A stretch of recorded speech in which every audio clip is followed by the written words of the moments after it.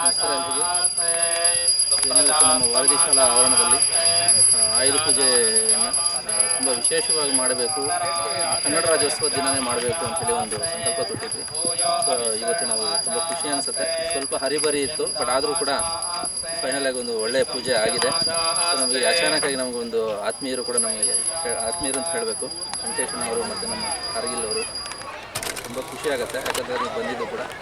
ಯಾಕಂದರೆ ನಾವು ತುಂಬ ಜನರನ್ನ ಯಾರಿಗೂ ಇನ್ಫಾರ್ಮೇಷನ್ ಕೊಡೋಕ್ಕಾಗಲಿಲ್ಲ, ಯಾಕಂತಂದರೆ ಸಿಂಪಲಾಗಿ ಮಾಡೋಣ ಈ ವರ್ಷ ಅಂತ ಹೇಳ್ಬಿಟ್ಟು ಅಂದ್ಕೊಂಡ್ವಿ.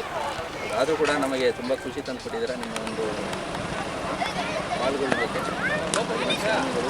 ಈ ನಿತ್ಯ ನಮಗೆ ಒಂದು ಆಶೀರ್ವಾದ ಇದ್ದೇ ಇರುತ್ತೆ.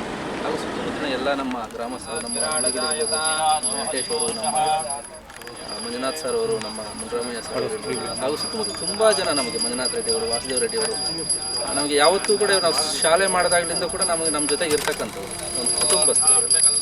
ತುಂಬ ಖುಷಿಯಾಗುತ್ತೆ. ತುಂಬ ಜನರು ಕೂಡ ಹೇಳೋಕ್ಕಾಗಲಿಲ್ಲ ನಾನು, ಯಾಕಂತಂದರೆ ಒತ್ತಡಗಳು ಈ ಕೆಲಸಗಳಿಂದ ಸಿಂಪಲಾಗಿ ಮಾಡೋಣ ಅಂತ ಮಾಡಿಕೊಂಡು. ಯಾಕಂದರೆ ಮುಂದಿನ ತಿಂಗಳೇ ಆ್ಯನ್ಯುವಲ್ ಡೇ ಇರೋದ್ರಿಂದ ಚುನಾವಣೆಯಿಂದ ಮಾಡೋ ಪ್ಲ್ಯಾನ್ ಅದಕ್ಕೋಸ್ಕರ ಹೇಳಿಲ್ಲ. ಆದರೂ ಕೂಡ ನಮ್ಮೊಂದು ಆಶೀರ್ವಾದ ತುಂಬ ಹೇಳ್ತೀನಿ ಅಂತ ಹೇಳಿ ಏನೇ ಒಂದು ಕಾರ್ಯಕ್ರಮ ತುಂಬ ಚೆನ್ನಾಗಿ ನಡೆದಿದೆ. ಮುಖ್ಯ ಸಂದೇಶ ಎಲ್ಲ ಚಾಲಕರು ನೋಡ್ತಾ ಇದ್ದೀವಿ. ಡ್ರೈವಿಂಗ್ ಅನ್ನೋದು ಒಂದು ಟ್ರಾನ್ಸ್ಪೋರ್ಟ್ ಡಿಪಾರ್ಟ್ಮೆಂಟ್ ಅನ್ನೋದು ಕೂಡ ತುಂಬಾ ಜವಾಬ್ದಾರಿಯುತವಾದಂಥ ಒಂದು ಡಿಪಾರ್ಟ್ಮೆಂಟ್ ಇದೆ.